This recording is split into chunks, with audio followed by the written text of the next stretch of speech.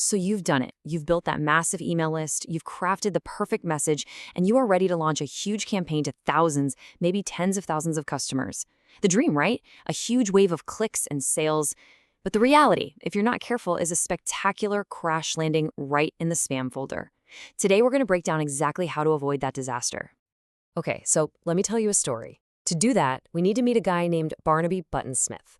Now, Barnaby has spent months, maybe even years, building this incredible list of 75,000 potential customers for his artisanal buttons. That is a huge accomplishment.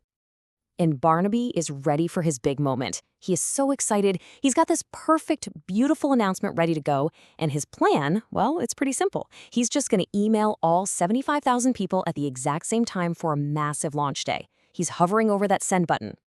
He clicks it. He's expecting this flood of orders, his website traffic to go through the roof. But instead of a triumph, Barnaby's big launch just slammed into a brick wall he never, ever saw coming.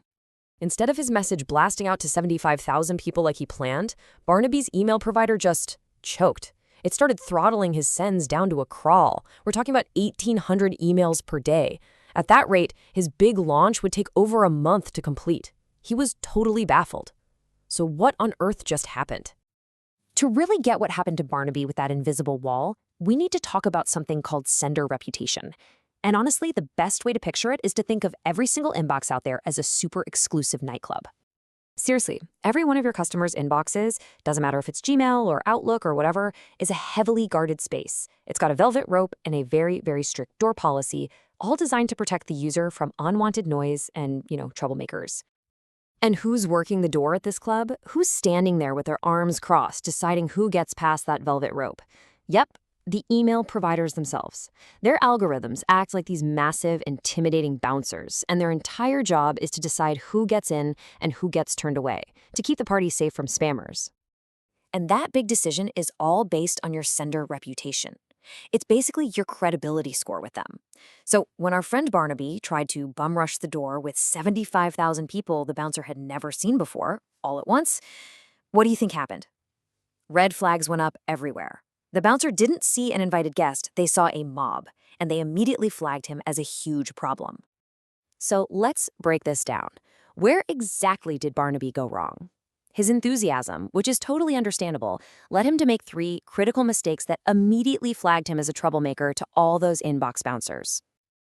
Okay, first off, blasting 75,000 emails from a brand new, never-before-used address is pretty much the biggest red flag you can wave. Second, that measly 1,800 a day trickle, that wasn't a warm-up. No, that was the provider putting him in timeout. It was damage control. And finally, aiming for 1 million emails a month is an awesome goal, but he tried to build a skyscraper without pouring a single drop of concrete for the foundation. In this chart right here really lays it all out.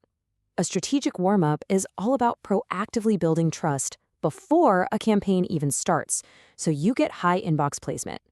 Barnaby, well, he ended up in damage control mode, reactively managing the suspicion he created and absolutely tanking his reputation from day one.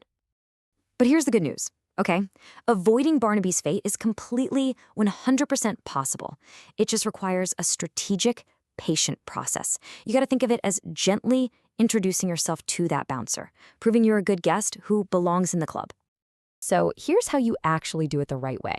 You start small, really small, by sending only to your most engaged subscribers first, the people you know already love your stuff. From there, you slowly, gradually increase the volume over weeks, not hours. The key is to send valuable stuff consistently while you're watching your metrics like a hawk. But the most important step of all, you guessed it, patience. And when I say you have to monitor your metrics, I mean it. This is non-negotiable. These numbers, your open rates, click rates, bounces, this is direct feedback from those inbox providers. High open and click rates tell the bouncers that your emails are welcome, but a spike in bounces or spam complaints? Whoa, that is a clear signal to pump the brakes, slow down, and reassess. So the crucial point here, the big takeaway, is this.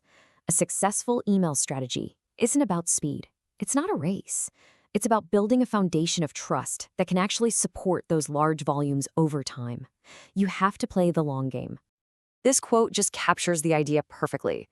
You wouldn't try to fill a giant reservoir with a fire hose at full blast on the first day, right? You just make a huge muddy mess. No, you start with a trickle, and you slowly, gradually increase the flow. Your sending reputation works the exact same way. So as you plan your next big launch, you really have to ask yourself this question. Are you taking the time to build that foundation of trust with a proper warm-up, or are you about to follow in Barnaby's footsteps and just try to rush the door? The choice you make is going to determine whether you land in that beautiful inbox or get tossed straight into the spam folder.